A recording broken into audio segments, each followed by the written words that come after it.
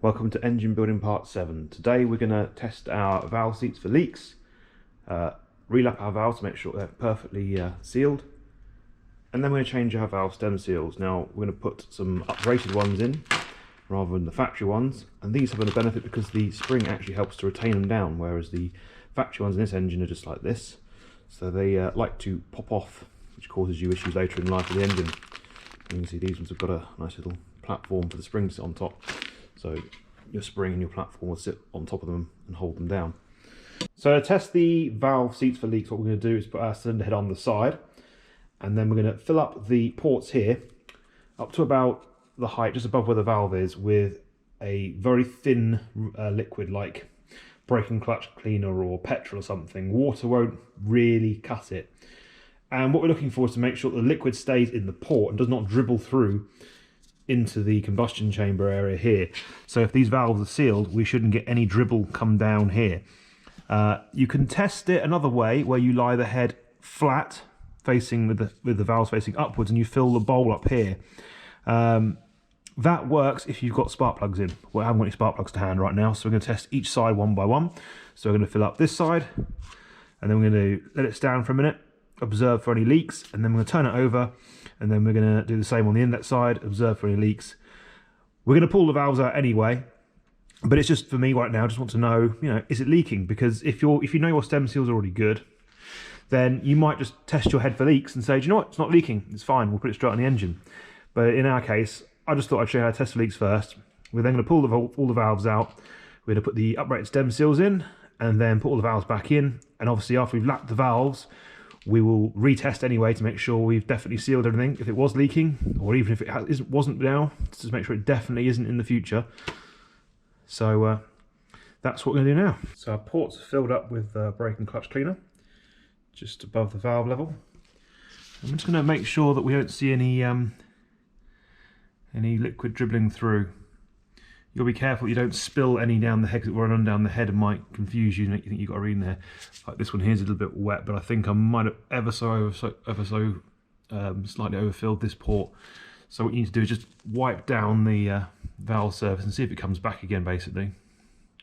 But so far we seem to be good. I was suspicious that the first two valves might leak simply because we've got our test springs in still, which aren't as strong as the original springs. But they seem to be holding up just fine. The liquid levels are staying constant, it's not going down. So I'll give that 5 more minutes to sit and come back and check it. Okay, well it's been 5 or so minutes and the liquid are staying the same level as they were before, and it seems to be that the valves are all dry, so that side has passed. I'm going to flip it over and do the other side now. So we're all the way up now. All seems good, don't see any dribbles coming through. I'll give it a few more minutes and then we'll get on with taking the valves out. So to remove the valves, we're going to need a valve spring compressor, a decent head stand because it'll make your life a lot easier, a small little magnetic screwdriver to pick the collets out. You might need another magnet to remove your buckets. If they are hydraulic, then it doesn't necessarily matter if they go back in the same place, but be aware if they are a solid lifter that the size of the lifters may vary, or you may even have a shim inside the lifter or on top of the valve spring retainer or something that must go back in the exact same place to shim that lifter to that cam. Obviously, if you're going to take your head apart and put that together again, you should really be checking your valve clearances if you have got solid lifters. In this case, this engine, we've got hydraulic lifters, which means oil pressure fills these up to ensure the clearance is correct. Springs can go anywhere really, they don't necessarily matter which way around they go, as long as they're all the same, obviously. Collets, again, they don't necessarily matter where they go, but the valve you remove, it's best to put the valve back in the exact same hole and then lap that into that hole and keep it matched to that hole. I mean, in general, really, most people will just take everything out the head in one go and put it all out as it came out and put it all back in as it came in. But don't worry too much about the buckets if they're hydraulic. Don't worry too much about the springs. You can mix them up, it's not the end of the world, but the valves must go back where they came from. So we're going to start by removing the exhaust side, and we're going to lay them out 1 to 8 on this side. The inlet side, we need to turn the head around 1 to 8, but when we take them out, they'll be backwards. So make sure we lay them out 1 to 8 here, that we take this side to that side and this side to that side, because the head will be backwards when we take them out. But other than that, let's get cracking. You'll have to experiment your valve spring compressors lengths. You've got adjustable height here and here on most spring compressors, and you're just trying to find the point where the bottom holds the valve in. Obviously be very careful when you're putting the bottom on that you're not sort of dinking your head and causing any damage down here. Be very gentle with it. And then you need to line up your spring compressor in a way that you can press down to uncover the valve collets down there. Now this one was nice and easy to get in and out because this is our test spring, which means I can literally lightly by hand pull the spring up and push the spring down. You'll find that with the stronger actual real valve springs, it requires a lot more force to do it. Now if you're struggling to push the valve spring down, because this is a really sharp edge in your hand, I've found putting a socket over it, a deep socket like this, makes your hand grip the spring compressor a lot easier, and it's just easier to press down on. So to get the collets out, what we do is we use our little screwdriver just to try and knock them away from the valve stem. Let's try from this angle. There we go, there's one. So you can see they're quite tiny little things, so if you drop them or you lose them, you're going to have a bad day. So be very careful with them, and then put them down in a pile somewhere that you're not going to lose them. There's one. And there is the other. There we go. So once our collets are out, we just release our valve springs pressure and maneuver the compressor away from the head. I've wound it a bit extra here, so let's just wind that back out a little bit. And out we come. So we've also got to remove a retainer. Put that down with the appropriate one. Here's our test spring. And then what we do next, we can pop the valve down out the bottom. We've got our valve. Place our valve in line with the rest of the stuff in that cylinder. Right, so on to our next one. Get our spring compressor lined up. Make sure it's on the valve. And then give it a push. That really hurt. Push that bit out of the way next time. And we try and just get our collet number 1. Collet number 2. And release the tension, remove our spring compressor, get our valve retainer, pop that down with our number 2 exhaust side, get our tough valve spring and pop that down with the appropriate cylinder, and then pop our valve out again, put it with the appropriate cylinder, and repeat the process number 3. Okay, that's the exhaust side all done and all the parts are out. Flip the head round now and do the inlet side. So just like before, we're using our spring compressor to push the spring and retainer down just to reveal the collets. One thing worth noting is that it's worth thinking about how you're orientating your spring compressor when you do this, because you need to be able to get access to the collets with your tool. Now, if you have this bit here rotated the wrong way, you might not be able to get your screwdriver in there properly. So like this part of the head here, for example, is in the way, and here in the way, and other cylinders you've got bits of metal here in the way that might just block your access. So make sure this is facing the way that you can then get your tool down into this whole area to pick your collets up with. And there we go, there's all of our 16 valves, collets, retainers, springs, all out of the head. Now be aware that if you start taking your stem seals off, there are also your valve platforms at the bottom of the head here. So when you start dismantling your head, if you're going to take it and put it in a machine shop or put it on a shelf for months, make sure you take these out and put these safely with your springs, because otherwise you will lose them. So next we need to remove the old stem seals. Now, they're quite buried on this head. Some heads are a lot more open. You can just sort of get on them from underneath or from the side with pliers and pull them off. In this particular head, you can't really get on them because the only bit sticking out the top is rubbery. So if you try and grab this rubber part with pliers, all you just do is rip it to shreds, and the metal cage here stays on the valve guide. So I found the best way to do it is to actually crack the metal cages open. And so that means using a screwdriver to come down from above onto the metal cage here, and with a big smack of a mallet, crack it open. And after a couple goes, you'll crack them. Now, it's important that you understand where you're positioning your screwdriver. You need to make sure you're positioning your screwdriver here below the spring on the metal cage and not on the rubber. If you do it on the rubber, you're going to smack into your valve guide and damage your valve guide. And if that happens, you need to take your head to the machine shop and get some new valve guides fitted.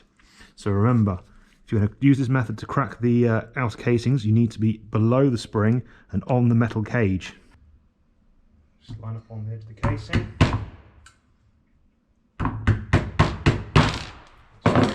It's starting to rotate. And we can grab it. There we go. So as you can see, what I've done here is I've gone to crack the casing, not from above. The first one to pull it, you can see here where I pulled it, it just pulled rubber off the stem seal. So if you keep just trying to pull them off, you just rip this up and not actually get the stem seal out. So by cracking the metal casing, it loosens the stem seal off the valve guide, and then you can pull the seal off afterwards. So now the stem seal's out, we can remove the valve platform as well. Quite grubby, quite oily. Give that a good wash as well before it goes back in. And that exposes the bottom of the cylinder head there. In our particular case, we're actually fitting these uprated stem seals, not the stock ones. So you can see how the platform and the stem seal are separate parts in the original setup. We're actually using these ones here, which have got the platform built into the stem seal. And so once your valve spring is installed, the stem seal can never pop off. One of the problems we've got on this particular engine design is that as the valve goes up and down for years and years and years of usage, eventually these stem seals will pop off, and then you start blowing blue smoke out your exhaust all the time and burning oil. So definitely a good upgrade for these particular engines. Right, all our old stem seals have been removed and all our old valve platforms have been removed, and you can see underneath the platforms there's loads of sludge and oil and possibly even machining metal that's got in that head still. I mean, this head has had a first stage wash, shall we say, but you can see even hiding under the valve springs there's all this extra gunk, so it's going to have another wash now before we go any further. But once washed, we can then install our new stem seals, and then once the stem seals are in, we can refit our valves and we can lap our valves. So with our head washed out, we get our stem seals now and place them into the head, and we get a socket just over the top of them, and we're going to lightly tap them down until we hear a tone change. So you'll hear the stem seal go down, and when you make contact with the cylinder head with the stem seal, you hear that the entire cylinder head sort of almost resonates and makes a different tone. So at that point you'll know they're tapped down. These little ones are similar. You have to use a small little socket just on the outside to gently tap them down, and you'll do the same sort of thing. You'll hear tap, tap, tap, tap, tap, and then you'll hear the sort of whole cylinder head ring when they're engaged at the bottom. Right, so pop our seal in, just lead gently align it with the socket, and do that tone change. Got the next one down here as well. Ready? Listen. That means they're tap forward out. You always hear the cylinder head start to ring.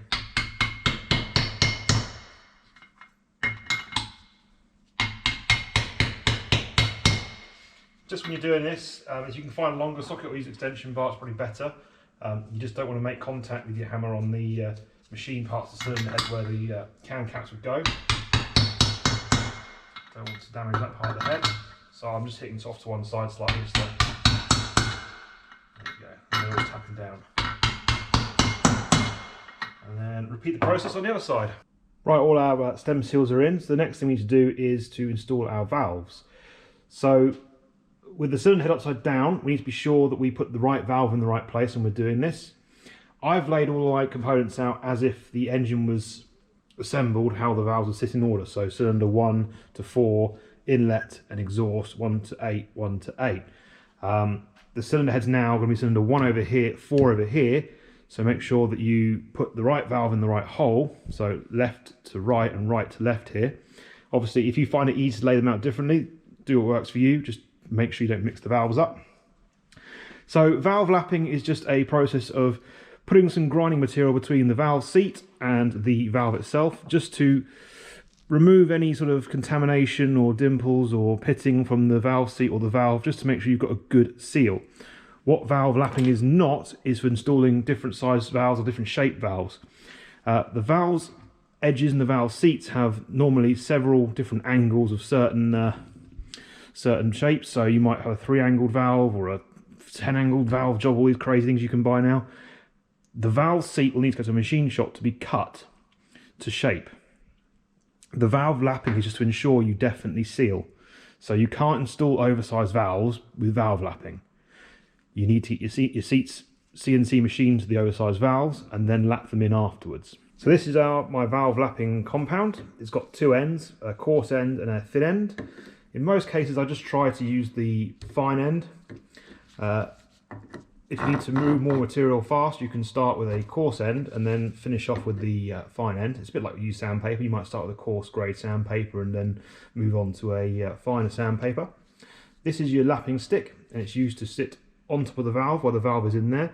And you're just going to rotate the valve in the seat, bring it up, give it a couple taps, move it round, and just keep going until the sound of the valve moving almost goes away. At that point you know you've got a smooth surface. If you've got lots of rough sounds, keep grinding away. So what we're going to do is get our valve, and we just want to put a tiny bit of lapping compound on the seat. Any excess just rub back into the can, although it's normally easier with 2 hands to hold your can still. So just on the edge there we're trying to get some in, and we're going to install our valve. So this came from the right hand side, which is the first valve on the head. Next we grab our lapping stick and we push down onto our valve and we give it a light little rub, a couple of taps every so often. As we tap it, we just pick it up and turn it to another position, just to rotate the valve around the seat, make sure we get all the seat covered. You can hear, as the more I do it, the quieter the rubbing sound will get. Obviously every time I reset position, it gets slightly louder again.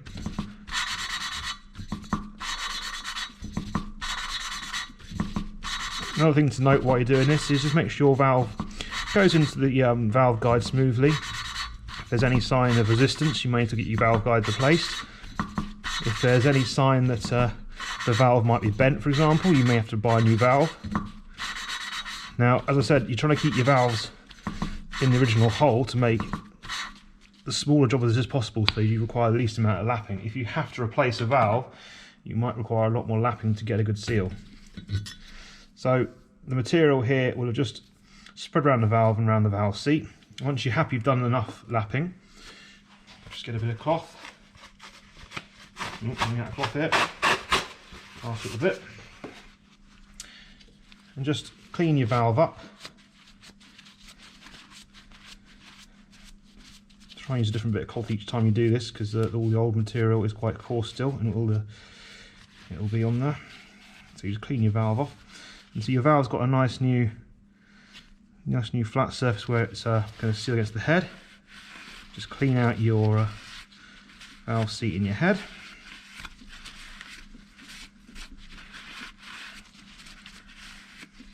So you can see the difference between here. Got a nice new surface here. That's the old surface there. And so that valve should now fit in there nice and smoothly and seal nicely against that head. What I'm going to do is pull the valve out, pop it back in its position over here, and repeat the process on all the other valves. Right, with our valves all lapped, it's time to install our valve spring, a valve spring retainer back into the head. So the valve has these little notches at the top, which is where the collets sit, and you'll see that the collets have these tiny little notches in them as well. They need to sit on the side of the valve like so. The problem is you can't do it that easily, because you need to do it inside the head where you can't put your fingers in. So what we need to do is install the spring, compress the spring down to push the retainer below this level, install our collets on the side like so, making sure they're orientated the correct way up. This is the thicker bit, goes to the top, And you can see by hand, this is almost impossible to do. So you wait till we try and do it with a screwdriver. The idea being, once your collets are installed, they will sit in the retainer like so. And that way the valve cannot fall out. If you do not let them seat properly, or you put them upside down, or you miss one out or something, there's a good chance your valve will go bye-bye. And when this valve falls out, it's going to go straight in your cylinder, your piston's going to come and smash it, and your engine will be written off. It will destroy your head, it will destroy your cylinder walls, your piston and everything. So make sure you install these properly and you check them. So you need to make sure that the collet's the right way up and the retainer sits securely and central on them. So the first step is from underneath. Get your valve, insert your valve. Take your spring and your retainer and pop them over the top like so.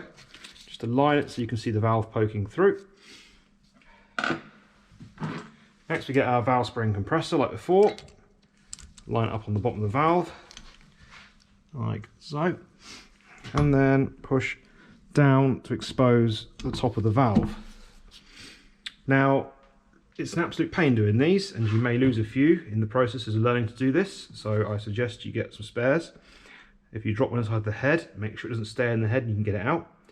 But what I like to do is put a bit of multi-purpose grease on the inside of the collet like so. And the reason is that if you're using a magnetic screwdriver like this, when you try and pull your screwdriver away, the collet will try and follow the magnetic screwdriver. If you have a bit of multi-purpose grease on there, there's a bit of surface tension between the valve and the collet, and it will stay in place. Now I've got my valve spring compressor at an awkward angle with the camera here. I might try coming from this side for the first one. Make sure your collet's sitting in a way that's easy to angle at your valve. Pop it on like so and pull the screwdriver away. Now without the grease, the collet tries to come back with the screwdriver. So a tiny dab of multi-purpose grease on the inside of the collet just helps hold them against the valve. Let's see if I can do this one now. I might have to pull my spring compressor around a bit. It's not quite lined up. There we go. No, there we go. And so pull my screwdriver away and they stay nicely attached to the valve. And then we gently pull the valve spring compressor back up, like so, and the spring will ping back. And in doing so, we need to make sure that the valve has stayed in position, so you can see that the collets are lined up equally on the side of the valve spring retainer, that they're correct way up. They've got in position, they're not slightly pushed underneath, and everything's how it should be. If it's not, take it apart and do it again, because the last thing you want is this valve to drop out. So all it takes is this valve collet to fail, or this valve retainer to fail, and your entire engine is toast. Okay, well, I'm going to get on with the rest of these, but that is it for this video. Once I've completed this, I will be doing a leak test again, as we did at the start of the video. But other than that, that's all you need to do. Just repeat this process on all 16 valves. Alright, thanks for watching.